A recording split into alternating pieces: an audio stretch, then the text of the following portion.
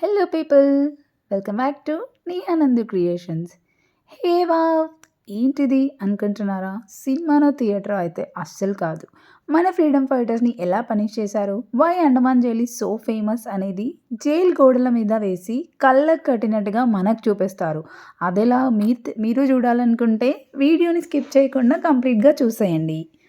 So, next అంటే మా Andaman tour అసలు ఎలా స్టార్ట్ అయింది? ఎప్పుడెళ్ళాము? ఎలా ఎళ్ళాము? అండ్ ఈ డే ఎక్కడెక్కడ మీరు ఎలా ప్లాన్ చేసుకోవచ్చు అనేది మేము చూపించబోతున్నాము. సో, డే 1లో భాగంగా మేమైతే ఎర్లీ మార్నింగ్ స్టార్ట్ అయిపోయాము.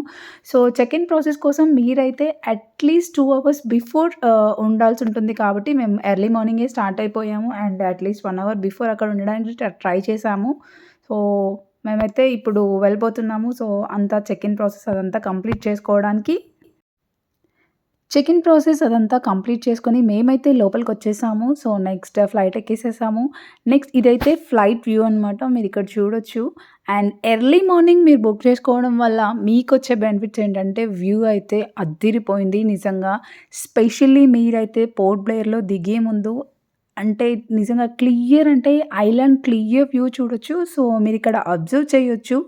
ఐలాండ్ వ్యూ అనేది ఎంత బాగా కనిపిస్తుందో. So, you can enjoy it అనమాట. So, that is the main benefit of booking early morning flight. So, like if వీలైతే మీరు మార్నింగ్ ఫ్లైట్ బుక్ చేసుకుంటే బెటర్ అని నా feeling. So, you can enjoy the nature అనమాట. సో, మేమైతే పోర్ట్ బ్లెయిర్‌కి రీచ్ అయిపోయాము. నెక్స్ట్ పోర్ట్ బ్లెయిర్‌లోని వెరీ ఫేమస్ సెల్యులార్ జైల్‌కైతే వచ్చేసాము. సో, ఎందుకిది ఫేమస్ అసలు? ఎంట్రీ ఎలా ఉంటుంది? దీని చార్జెస్ ఎలా ఉంటాయి? So, why it is famous అనేది మేము చూపించబోతున్నాము. Let's get into the cellular jail. ఇప్పుడు మేమైతే సెల్యులార్ జైల్‌కి ఎంటర్ అయిపోయాము. ఇది ఎందుకు ఫేమస్ అంటే అసలు దీని కన్‌స్ట్రక్షన్ ఎలా జరిగింది? వీర్ సావర్కర్ దీని నుండి ఎలా ఎస్కేప్ అయ్యారు? సో, దీన్ని బ్రిటిష్ వాళ్ళు ఎలా కన్‌స్ట్రక్ట్ చేశారు? ఎవరితో కాంటాక్ట్ లేకుండా ప్రిజనర్స్ అందరూ అలా చూపించడం జరిగింది. అండ్ ఇక్కడ మీకు కంప్లీట్ డీటెయిల్స్ లైక్ మ్యూజియం అలాగే బ్లూ ప్రింట్ కూడా ఇవ్వడం జరిగింది. సో, మీరిక్కడ అబ్జర్వ్ చేయొచ్చు. వాళ్ళకి ఆ కన్‌స్ట్రక్షన్ ఎలా చేశారు? ఓన్లీ ఒక్కటే ఎంట్రీ ఉంటుంది. అండ్ ఒక్కసారి ఎంటర్ అయిపోతే దాని నుండి బయటికెళ్ళడానికి అసలు వాళ్ళకి ఛాన్సే లేదు. సో, ఇలాంటివన్నీ లైక్ అలా అక్కడ క్లియర్‌గా అన్నీ మెన్షన్ చేసి పెట్టడం జరిగింది. ఫస్ట్ మ్యూజియంలాగా వాళ్ళు సెటప్ చేసి. అండ్ నెక్స్ట్ ఎలా మన ఖైదీలని బ్రిటిష్ వాళ్ళు ఉన్నప్పుడు ఎలా మన ఖైదీలని శిక్షించేవారు అనేది కూడా ఇక్కడ కొన్ని లైక్ మీకు క్లియర్‌గా చూపించడం జరుగుతుంది. అంతే కాదండి, ఇక్కడ మీరు కొన్ని మాత్రమే చూడొచ్చు. ఇక్కడున్న పిక్చర్స్ అబ్జర్వ్ చేస్తే కొన్ని మాత్రమే చూడొచ్చు. బట్ మీరు గనక మేము చూపించే light and sound show which is very famous. అది చూస్తే గనుక అసలు ఇలా జరిగిందా అనుకుంటారు. సో, ఇప్పుడు లైట్ షో అయితే స్టార్ట్ అవ్వబోతుంది. దీని టైమింగ్స్ వచ్చేసి 3 స్లాట్స్‌లో ఉండడం జరుగుతుంది. మీరు through online you can book the tickets అనమాట. అండ్ ఇక్కడ ఇంకొన్ని పిక్చర్స్ అయితే చూపించడం జరిగింది. So, you can observe here. And దీని కన్‌స్ట్రక్షన్ ఎలా ఉంది? ఏంటి అనేది మీరు కావాలంటే అక్కడ గైడ్‌ని కూడా హైర్ చేసుకోవచ్చు. So, this is the hanging point అనమాట. ఇక్కడ మీరు అబ్జర్వ్ చేయొచ్చు. సో, వాళ్ళని ఇక్కడ హ్యాంగ్ చేసేవాళ్ళు ఇలా అని చెప్పి ఒక స్పెషల్ పాయింట్ ఉంది. అండ్ నెక్స్ట్ ఇదంతా అక్కడ చాలా అంటే ఆల్మోస్ట్ ఒక్క మోడల్‌లోనే 600+ ఉండడం జరిగింది. So, you can watch it అనమాట. నెక్స్ట్ వచ్చేసి జైల్ కంప్లీట్ కన్‌స్ట్రక్షన్ అసలు ఎలా ఉంటుంది అని మీకు అర్థం కావడానికి వాళ్ళొక బ్లూ ప్రింట్ అనేదైతే ఇక్కడ ఇచ్చేశారు. ఈ లైట్ షో అయితే స్టార్ట్ అవ్వబోతుంది. I'm so excited. ఎందుకంటే నిజంగా చాలా బాగుంది. అంటే ఎగ్జాక్ట్‌లీ ఇదేదో కళ్ళ ముందు జరుగుతుందా అనేంత బాగా చూపించారు. సో, మీరైతే ఖచ్చితంగా ఇది మిస్ అవ్వకుండా ఫస్ట్ నుండి లాస్ట్ వరకు చూస్తే అసలు ఎలా వాళ్ళు శిక్షించేవారో తెలిసిపోతుంది.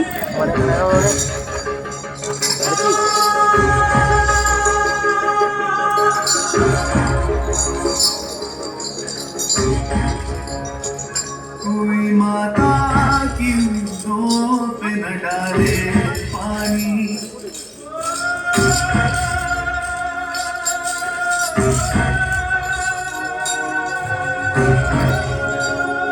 कोई माता की उंगलियों पे न डाले पानी, जिंदगी भर तो हमें बेच डाले पानी, जिंदगी भर तो हमें बेच के काले पानी।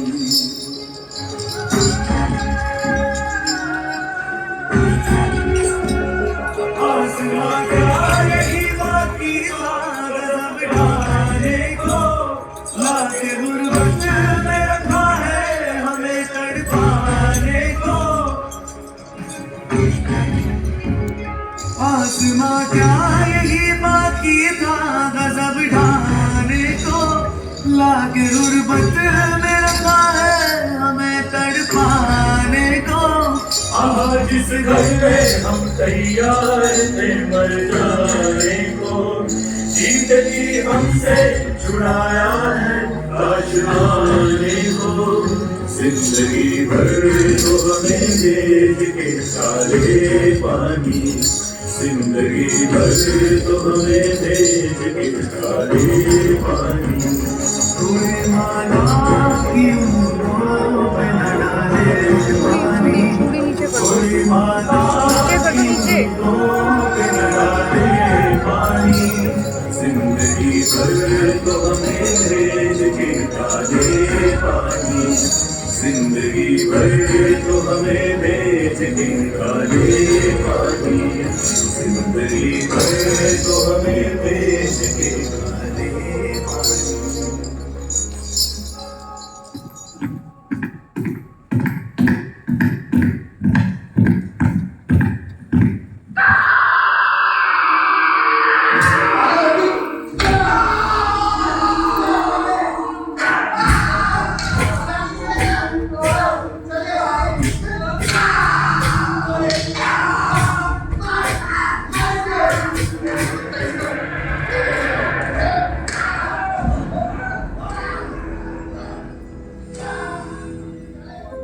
अब भी मौजूद है जुल्मों की निशानी लोगों, दरो दीवार पे लिखी है कहानी लोगों।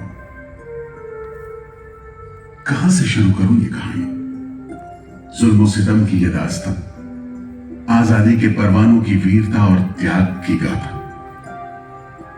मैं जो एक रूह हूं, आत्मा हूं, उन तमाम लोगों की जिन्होंने अपने खून पसीने से, अपने बलिदान से, जान की कुर्बानियों से इस मिट्टी के जर्रे जर्रे को आजादी का तीरथ बना दिया।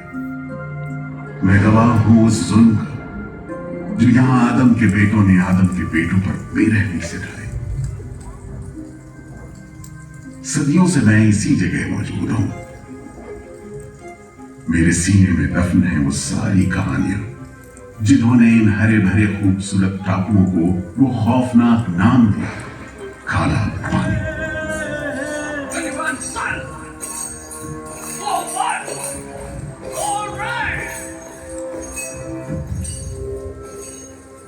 तो वहीं से शुरू करते हैं, उसी हरियाली से जो कैद करने वालों के जुल्म और कैदियों के खून पसीने से बेदाग।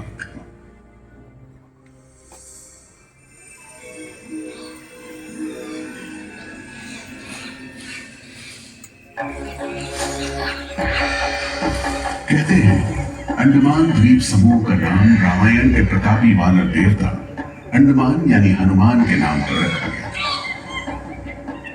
पुराने जमाने से ये कहानी चली आती है कि जब राम ने लंका पर चढ़ाई करने की योजना बनाई थी तो पहले इन्हीं टापुओं से धावा मारने की सोची थी, लेकिन बाद में इरादा बदलकर धनुष कोटि से हमला किया।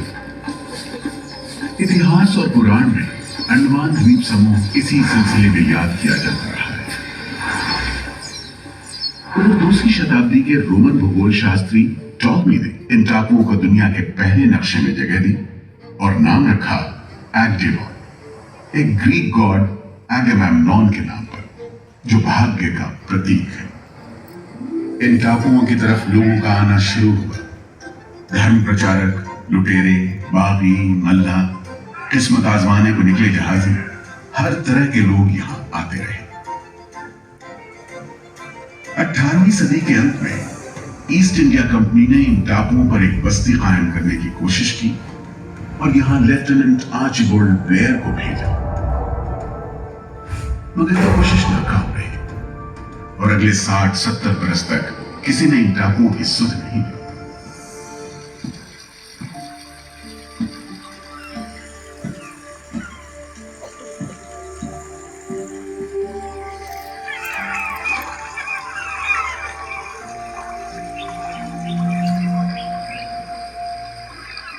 प्राकृतिक खूबसूरती और शांत समुद्र के बीच जिंदगी की खामोश लहरें उठती और बैठ जाती। उगते सूरज के साथ पक्षी जागते हैं और डूबते सूरज के साथ इन टापुओं पर जिंदगी सुकून से सो जाती। कि तभी भारत का पहला स्वाधीनता संग्राम यानी 1857 की आजादी की लड़ाई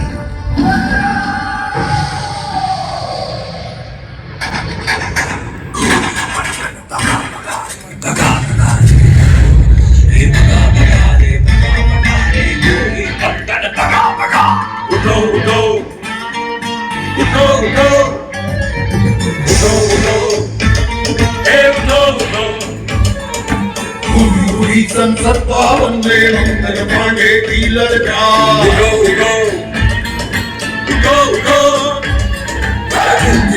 संसद भवन में मंगल पांडे की लड़का भारत छोड़ो जाओ अपने देश से बाहर रानी झांसी क्या दोगे रानी झांसी का क्या दोगे नाराजी दिल्ली दरबार उगो उगो उगो उगो उगो उगो उगो उगो अंग्रेजों को और भगाए तुमने मिलकर किया करार बाकी बनकर अंग्रेजों की भेंट मांगिया की तलवार गली मशाले आजादी की तोपे गरजे बारंबार उठो उठो उठो उठो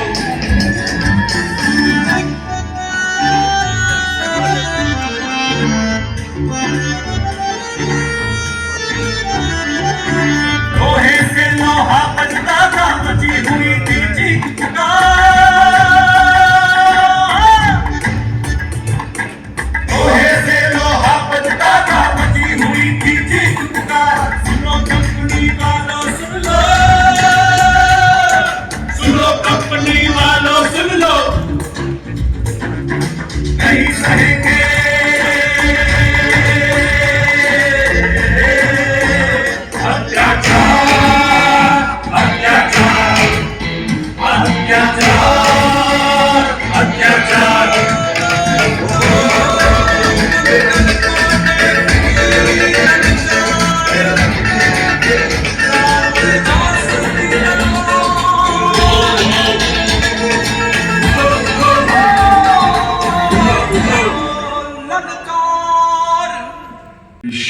शांत पड़े अंडमान द्वीप समूह पर पड़ने वाली थी।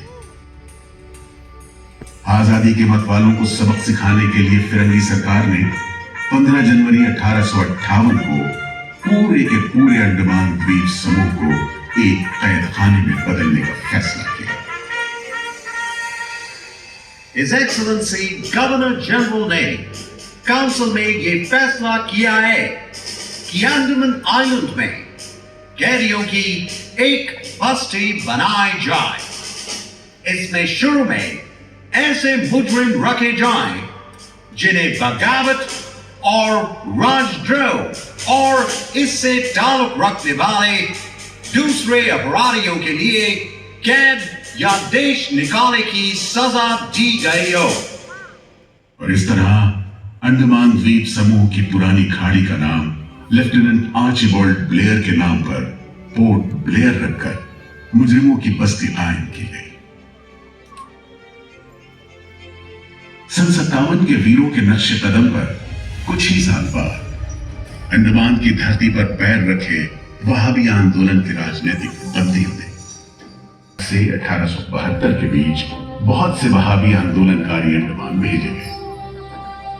सरहदी सूबे का रहने वाला एक पठान शेर अली आफरीदी भी अंडमान में उस समय उम्र कैद की सजा काट रहा था और अंग्रेजों से बदला लेने के लिए मौके की तलाश में था।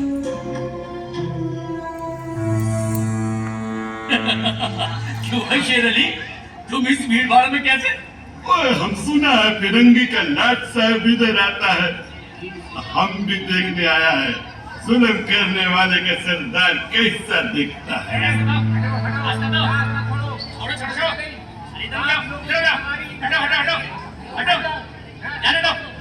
खाली करो।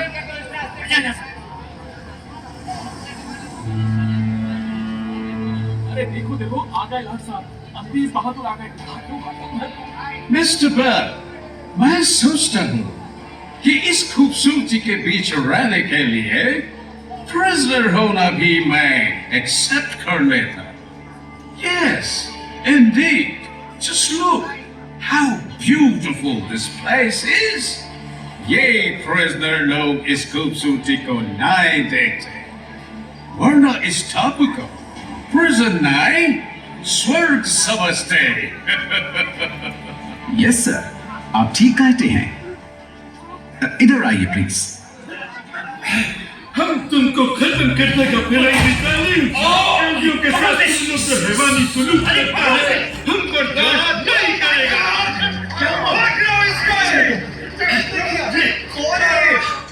शेर अली है, सजा याफ्ता कैदी, सजा में रियायत पाकर नाई की दुकान चलाता है। जैसा कि होना था, शेर अली को फांसी हो गई।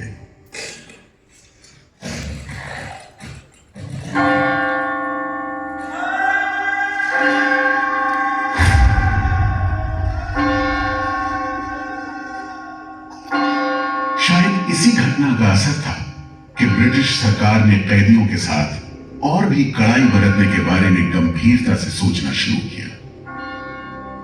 नतीजे के तौर पर सन 1896 में पोर्ट ब्लेयर की खौफनाक सेलुलर जेल का काम चीफ कमिश्नर केविन और इंजीनियर मैक्विन की निगरानी में शुरू हुआ। यूरेनस मैक्विन, आपकी जांच पूरी हो गई? यस सर, हमने पूरा टापू का मुआयना कर लिया है। तो आपके हिसाब से जेल कहाँ बनेगी? मेरा राय भी जेल इसी जगह बने तो अच्छा रहेगा सर। इस पहाड़ी पर? यस सर, हम इस पहाड़ी को ईस्ट का तरफ ऊपर से काटकर समुद्र से 60 फीट की ऊंचाई पर मैदान बना देगा। इससे दो फायदा होगा, जेल के लिए जगह निकलेगा और पहाड़ी काटने से जो मिट्टी निकलेगा उससे हम नीचे का दलदल को भरकर ऑफिसर्स के लिए टेनिस एंड क्रिकेट खेलने का मैदान, इवन जिमखाना क्लब भी बना सकता सर। तय हुआ कि 5 लाख रुपए की लागत से पोर्ट ब्लेयर की इस पहाड़ी पर जेल बनेगा। फॉरेन कारीगरों के अलावा 600 कैदियों को काम पर लगा दिया गया। इस जेल में एक वक्त में 700 कैदियों को बंद रखा जा सकता है। योजना के अनुसार जेल के बीचों बीच एक मीनार बनाई जानी थी, जिसकी 7 दिशाओं में 7 खंड किसी सितारे की भुजाओं की तरह निकले होंगे। हर खंड में 3 मंजिलें बनाई जानी थी और 7 खंड में कुल मिलाकर 698 कोठरियों का निर्माण होना था। ईंटों की ढुलाई के लिए ट्रेन की 5 मील लंबी पटरी बिछाई गई। इमारत बनाने के लिए ढेर सारे सामान बर्मा से मंगवाए गए। जेल को बनाने में कोई 3 करोड़ ईंटें इस्तेमाल की गई। इंसानी खून पसीने की तो कोई गिनती है।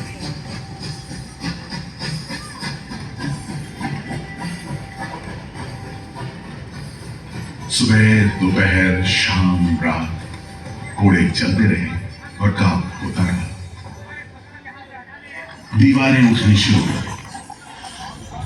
आखिरकार 10 साल बाद सन 1906 में ये विशाल काय जेल तैयार हुआ और यहीं से अंडमान के इतिहास का सबसे काला दौर शुरू हुआ।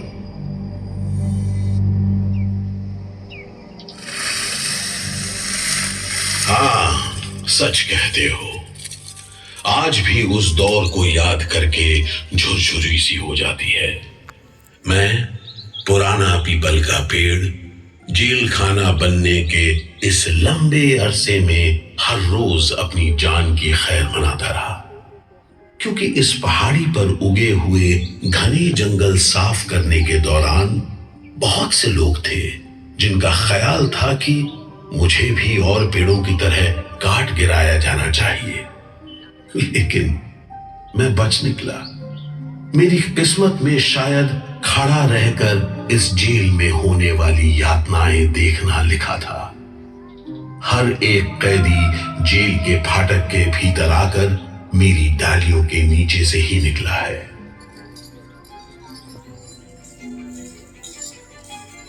जैसे जैसे अंग्रेजी शासन के खिलाफ आजादी की मांग तेज हुई, ब्रिटिश सरकार ने सेलुलर जेल के फाटक हर छोटी बड़ी बात के लिए खोलने शुरू कर दिए। किसी ने पर्चा निकाला तो अंडमान जेल, किसी ने लेख लिखा तो अंडमान जेल। लेकिन जब आजादी की लौ दिल में जल रही हो तो लोगों को कब तक रोका जा सकता है? 20वीं सदी शुरू होते होते फिरंगी सरकार के खिलाफ जंग में तेजी आ गई। अलीपुर षड्यंत्र कांड, चटगांव डकैती कांड, काकोरी कांड, लाहौरी बम कांड, मोगला विद्रोह, नासिक षड्यंत्र, कितने मामले गिनवाए, ये सूची लंबी है। लिहाजा एक नए किस्म के अभियुक्तों ने अंडमान की सेलुलर जेल में कदम रखा। ये नई किस्म थी क्रांतिकारियों की। क्या शानदार लोग थे। मस्ती में झूमते, गीत गाते जेल में कदम रख रहे थे, मानो जेल नहीं मंदिर जा रहे हो। आजादी के ये परवाने देश के कोने कोने से आए थे।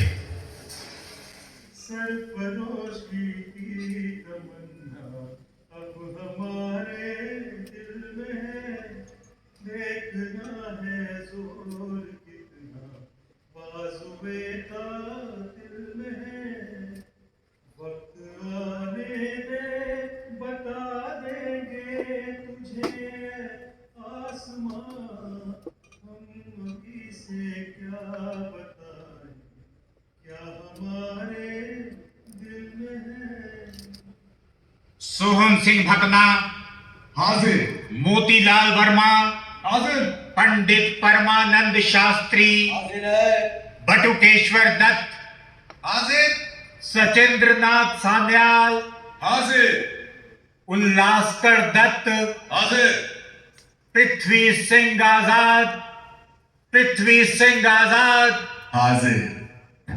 हर आदमी के दिल में स्वाधीनता की लौ जल रही थी। इस जोत को बुझाने का काम ब्रिटिश सरकार ने जिस अफसर को सौंपा वो था सेलुलर जेल का जेलर डेविड बेरी।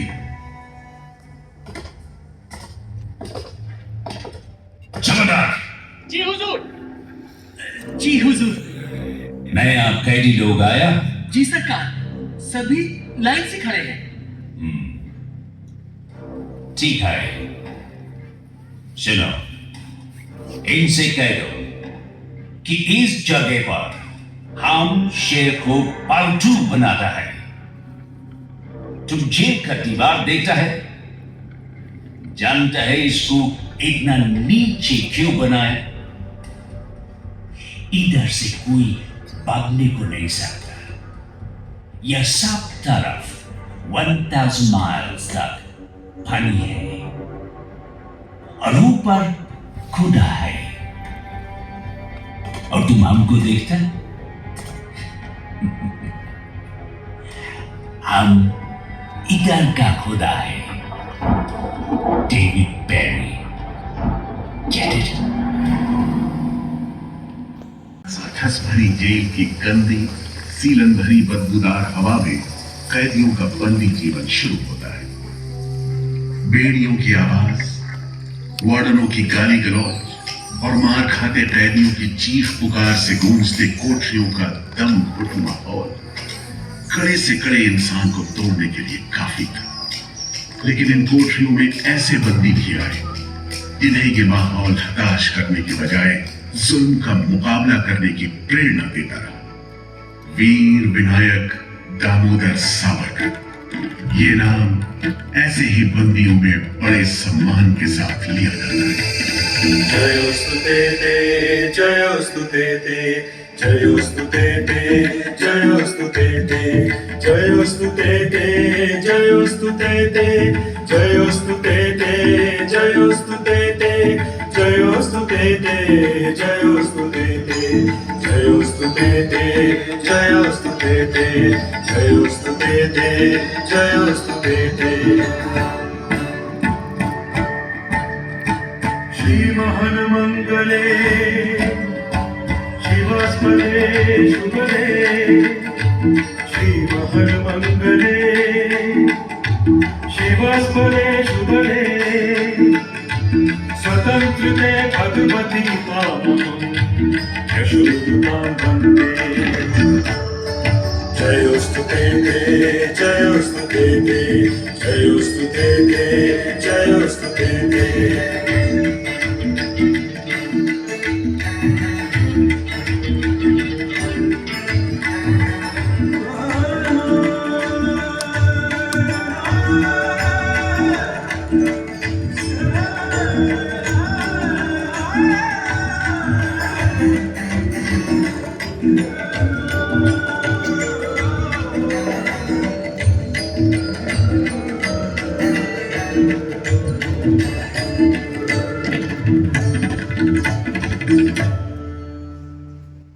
बेड़ियों में जकड़े वीर सावरकर जब सेल्यूलर जेल के अहाते में दाखिल हुए तो उनकी जंजीरों से जुड़े लोहे के पट्टे पर उनकी जेल की मियाद खुदी हुई थी 50 बरस। 24 दिसंबर 1910 से 30 दिसंबर 1960 तक।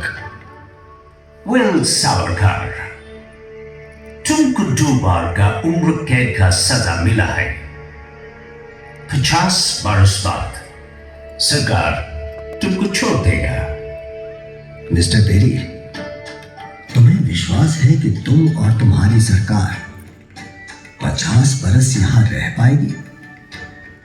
सावरकर को इस बात में रत्ती भर शक नहीं था कि आजादी की जो लपटें हिंदुस्तानियों के मन में धड़क रही हैं, उन्हें अंग्रेज अब बुझा नहीं सकेंगे और जल्द ही उन्हें जाना होगा। इसी प्रबल विश्वास के बल पर सावरकर 10 बरस लंबा अरसा सेल्यूलर जेल की एक ही कोठरी में रह सके।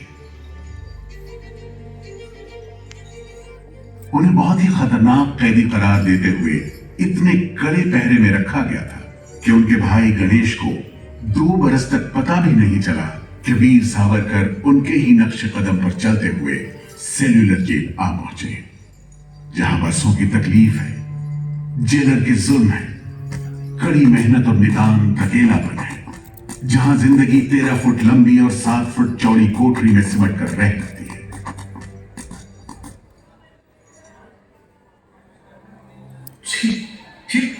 ये कैसा कद्दी खाना है? चावल में तड़का है, सब्जी में रेत है और दाल में खीरे। खाना क्या है? घास फूस है। बर्तन भी देखो कैसे टूटे फूटे, जंग से लाल और तेल से जुड़े हुए। सबसे ज्यादा कमी तो पानी की है। आज सुबह जब मैंने पानी मांगा, जमादार बोला दिन में 2 बार मिलेगा बस। अरे पीने लायक होता तो बात थी। इतनी बास मारता है कि नाक बंद करके पीना पड़ता है। इस खाने को कैसे खा सकते हैं? कैदियों को गाली देना या पीटना मामूली बात थी, चाहे वो खा रहे हों या काम कर रहे हों। और काम न सिर्फ मुश्किल था बल्कि उसका कोटा भी तय था। 7 में से 4 खंडों की कोठरियों में तेल निकालने के उपकरण लगे थे।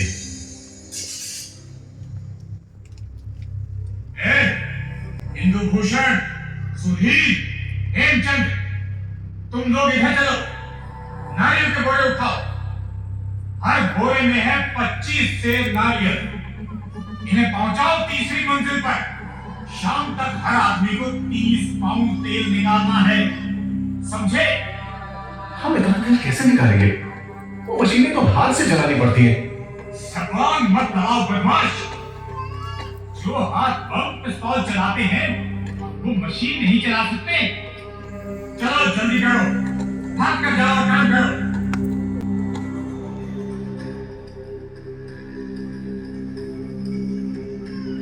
मेरा बात ध्यान से सुनो।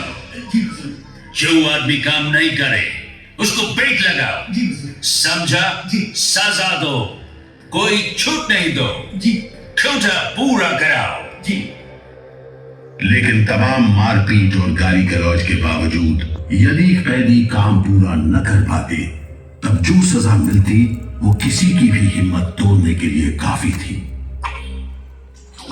चमड़ा जी हुजूर, इसको 2 दिन तक टाट का वर्दी पहना। कल से इसका गाना बंद। जी सिर्फ 2 का कर दो। जी हुजूर, ये पहला बार काम नहीं पूरा किया जी, इस वास्ते इसको 1 हफ्ता हथकड़ी में रखो। जी हुजूर, ये बाकी का बच्चा है, इसको बेड़ी डालो, इसको भी बेड़ी डालो 6 महीने तक। जी हुजूर, तुम अब तक 5 बार काम का कोटा पूरा नहीं किया, हम तुमको इस बदमाशी का मजा चखाएगा। जमादार जी हुजूर, इसको तन्हाई में रखो। जी सॉलिटरी कन्फाइनमेंट। जी कोठरी में काम दो। जी और इसको पेट लगाओ। जी और मारो और मारो। नहीं बोलेगा, बोल रहा है, बोल बोल रहा है, बोल बोल रहा है, जितनी ताकत है बोल रहा है।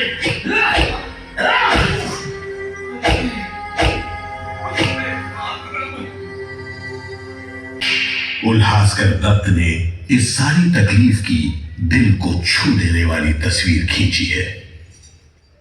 हमारे गांव में तेल के लिए कोल्हू में बैल जोते जाते हैं, वो भी दिन में 10 से 12 सेर से ज्यादा तेल नहीं निकाल पाते।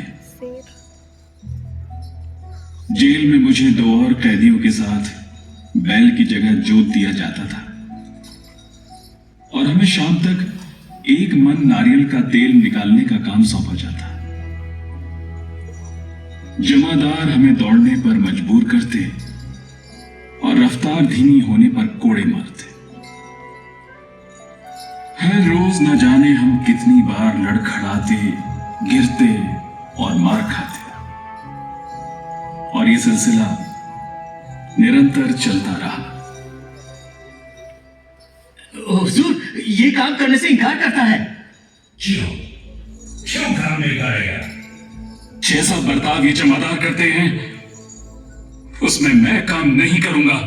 मारपीट और सजा का नतीजा ये हुआ कि उल्हासकर ने 7 दिन के बाद खाना पीना और बात करना भी बंद कर दिया।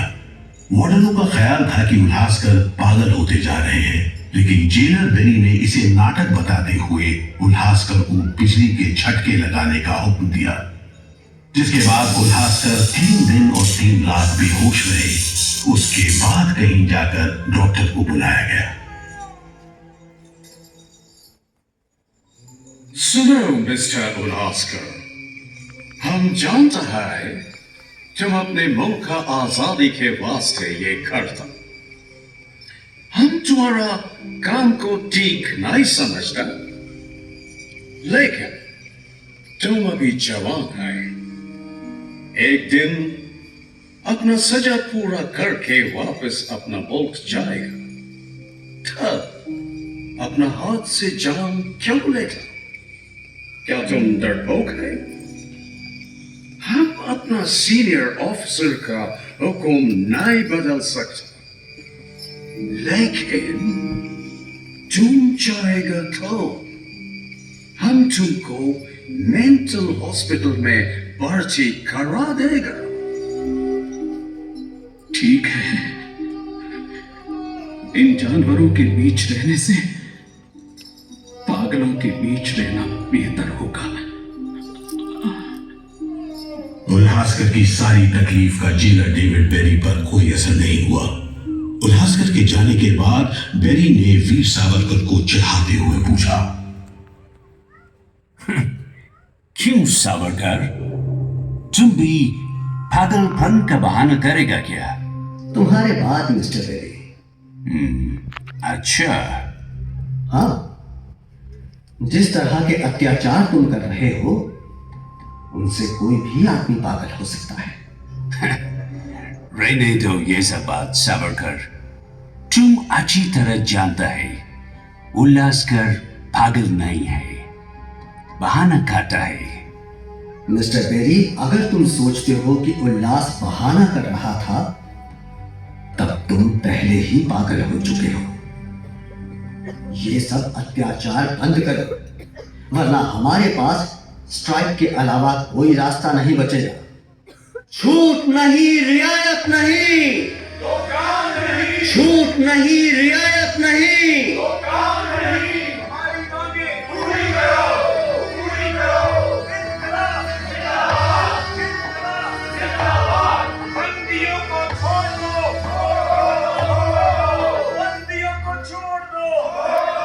और इस तरह कैदियों ने अपना आखिरी हथियार इस्तेमाल करना शुरू किया।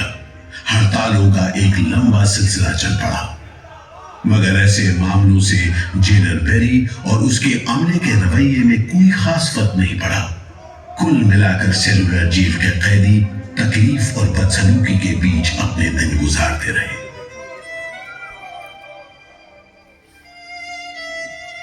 मगर एक सुख का स्मरण ना करना नाइंसाफी होगी। वो सुख था बुलबुलों की चहक, उनका मधुर स्वर, उनके झुंड कल कल करते नारियल के टुकड़ों पर टूट पड़ते। गंभीर विचारों से मुक्ति पाने के लिए मैं मन को बलपूर्वक इन बुलबुलों की चहक में लगाए रखता। मैं अपनी भाषा उन्हें सिखाने में असमर्थ था।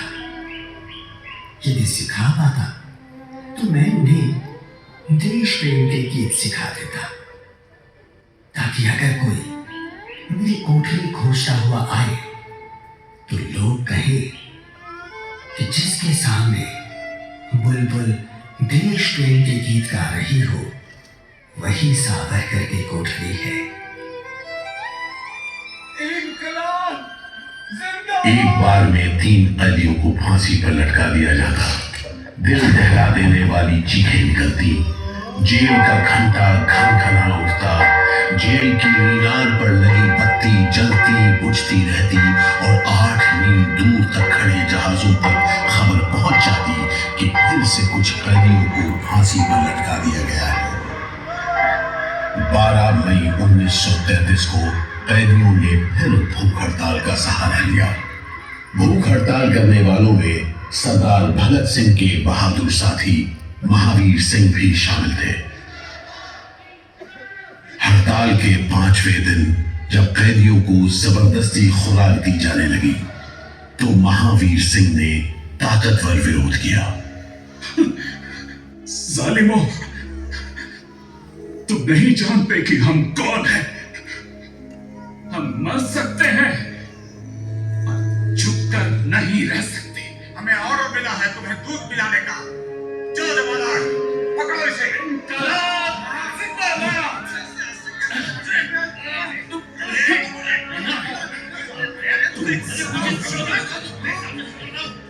हम जबरदस्ती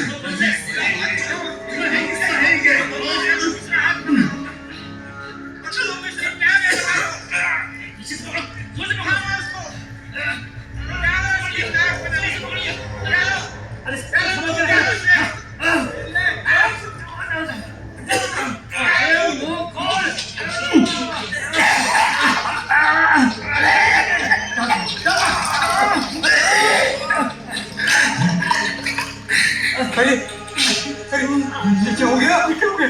अरे तो अरे इसकी तो आंखें उलट गई। अरे इसकी तो आंखें उलट गई है। अब क्या करें? लगता है दूध इसके फेफड़ों में चला गया है। क्या हो? नली निकालो, जल्दी करो, जल्दी। इसकी तो सांस बंद हो गई। अब क्या होगा? होगा क्या? लाश को गुपचुप ठिकाने लगा दो, किसी को कान कान खबर ना हो। मैं तो कहता हूँ साहब, इसकी लाश को बोरे में डालकर पत्थर से बांधकर समंदर में बहा दीजिए। कैसा? ऐसा ही करो, झटपट ले जाओ उसे, झटपट ले जाओ। लेकिन ये खबर छिपी नहीं रह सकी। जब लोगों को पता चला तो देश भर में विरोध की भीषण लहर फैल गई।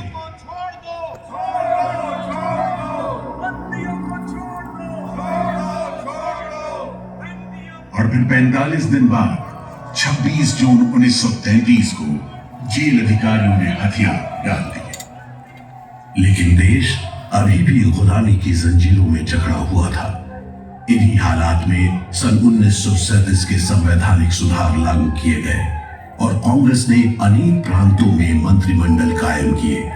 स्वाधीनता की तरफ बढ़ते कदमों में तेजी लाने के लिए अंडमान के सेलुलर जेल के बंदियों ने भी आवाज बुलंद की। बंदियों की रिहाई, स्वदेश वापसी और राजनीतिक बंदियों के लिए बेहतर सुविधाएं हासिल करने की मांग को लेकर 24 जुलाई 1937 को सेलुलर जेल के कैदियों ने सामूहिक अनशन शुरू किया। जिंदाबाद इनकलाब जिंदाबाद वंदे मातरम वंदे मातरम अंग्रेज सरकार मुर्दाबाद अंग्रेज सरकार मुर्दाबाद भारत माता की जय भारत माता की जय भारत माता की। इस भूख हड़ताल का असर पूरे देश पर पड़ा। जगह जगह कैदियों के समर्थन में आंदोलन होने लगे। सारे देश के राजनीतिक बंदियों ने अनशन शुरू कर दिया।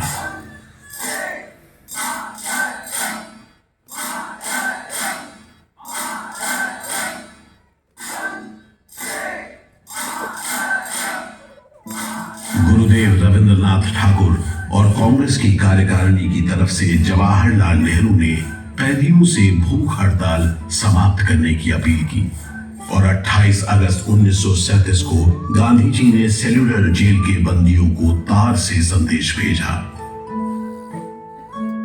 मैं गुरुदेव रविंद्रनाथ टैगोर और वर्किंग कमेटी की राय में अपनी अपील भी जोड़ना चाहता हूं। आप सब हड़ताल वापस ले लें और हम पर भरोसा रखें। हम आपको राहत दिलाने के लिए पूरी कोशिश कर रहे हैं।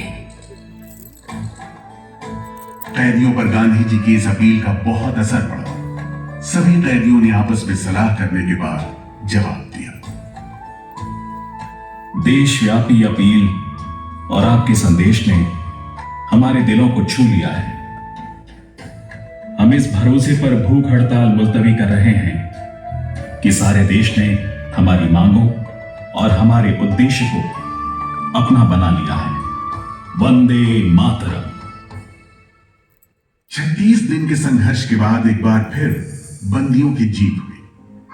नतीजे के तौर पर सितंबर 1937 से सेलुलर जेल के कैदियों की स्वदेश वापसी शुरू हो गई। आखिरी जत्था जनवरी 1938 में रवाना हुआ और 80 साल बाद सेलुलर जेल राजनीतिक बंदियों से खाली हो गई और अंडमान द्वीप समूह के इतिहास का एक तकलीफदेह दौर खत्म हो गया।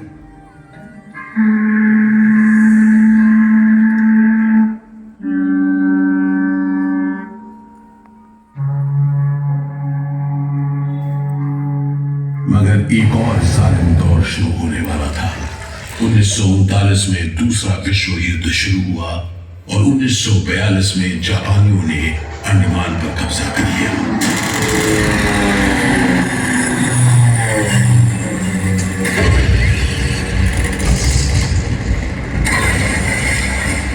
हालांकि अंडमान पर जापानियों का कब्जा सिर्फ 3 साल था, लेकिन इस अरसे में ही उन्होंने काफी जुल्म किया।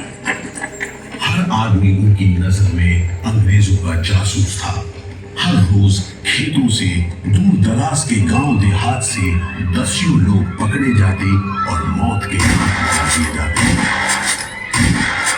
बहुत से लोग तो खाने की कमी के कारण जहाज पर लादकर दूर समंदर में फेंक दिए।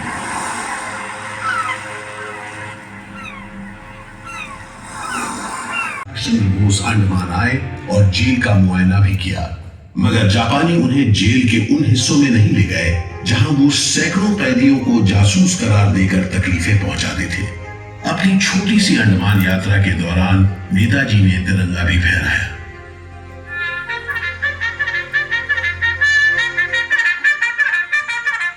अगस्त 1945 में दूसरा महायुद्ध समाप्त हुआ और 3 साल 6 महीने 15 दिन के कब्जे के बाद अक्टूबर 1945 में अंडमान की जापानी छावनी ने अंग्रेजों के आगे हथियार डाल दिए।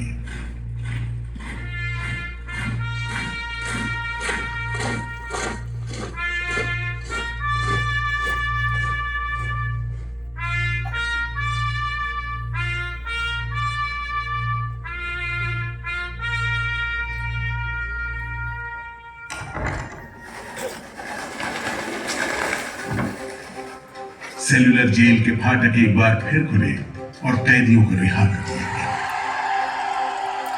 इसके बाद 2 साल के अंदर भारत में ब्रिटिश सरकार का शासन खत्म हो गया।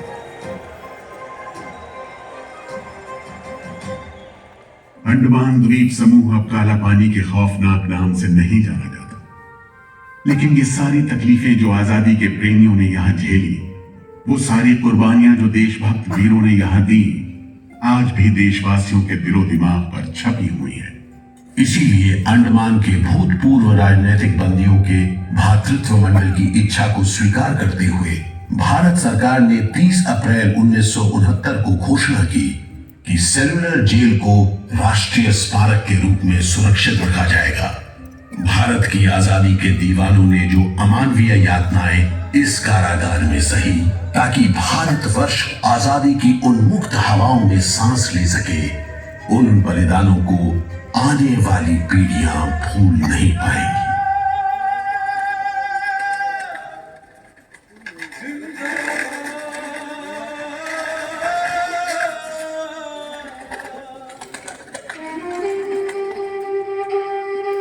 You should stand.